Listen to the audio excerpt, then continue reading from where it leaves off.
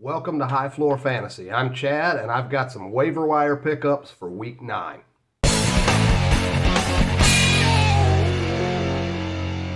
Let's get it started with number 1, running back Adrian Peterson. Now, the Titans have signed him to be their number 1 guy. He's going to get the bulk of the carries and especially the goal line touches. They're facing the Los Angeles Rams, is number 16 ranked defense. It's fairly middle of the pack matchup there. They're allowing over 18 fantasy points per game to opposing running backs. We like Tennessee. It's a run-heavy offense, and even if he can't get all of Derrick Henry's work, Derrick Henry was seeing over 25, touches in a game, which is crazy. But even if Peterson doesn't get all of that, he's still in for a heavy workload in Tennessee. So you're looking for Adrian Peterson on waivers.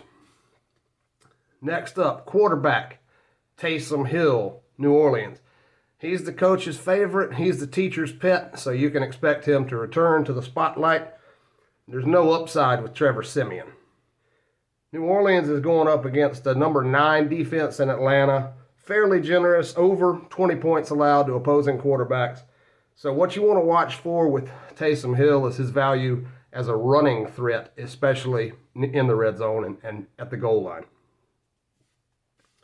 Okay, now this one, wide receiver Cole Beasley, he is fairly highly owned already, but if he is available in your leagues, you need to snatch him up. You got to grab him. Buffalo's facing Jacksonville, number 11 defense. They're allowing almost 20 points to opposing wide receivers. He has seen 22 targets over the last 2 games. That's respectable. And with Knox out, as long as Dawson knocks out, his volume and his workload should make him dependable as a flex option. Again, he is fairly widely owned already, but just if your waiver's not too picked over and you see Cole Beasley out there, you got to grab him. Okay, for a tight end, looking at Pat Freiermuth from Pittsburgh. He went 4 for 44 and a touchdown in his last game. That touchdown's all you need. 4 for 44 on its own is not all that great, but the touchdown is what can get you into the double digits. They're facing number 14 defense, Chicago. That's kind of a middle of the pack matchup. They're allowing over 18 fantasy points to tight ends. So this is a seize the opportunity and a catch a rising star type of moment. Juju's on injured reserve, so Freiermuth is getting closer to a tight end 1 every week that goes by. All right, lastly, if you're looking for a defense to stream, see if New Orleans is available. They looked great last week against the GOAT, man. Tampa Bay, Tom Brady, 2 interceptions. They made his life miserable. I saw one article said they're the new kryptonite for Tom Brady. They're going up against Atlanta, who looked terrible last week as well.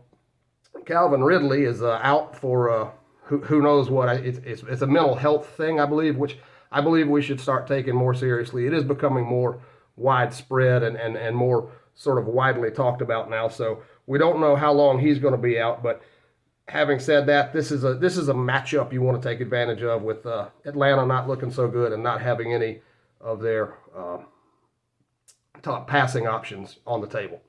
So that's going to do it for some waiver wire pickups. Appreciate you watching.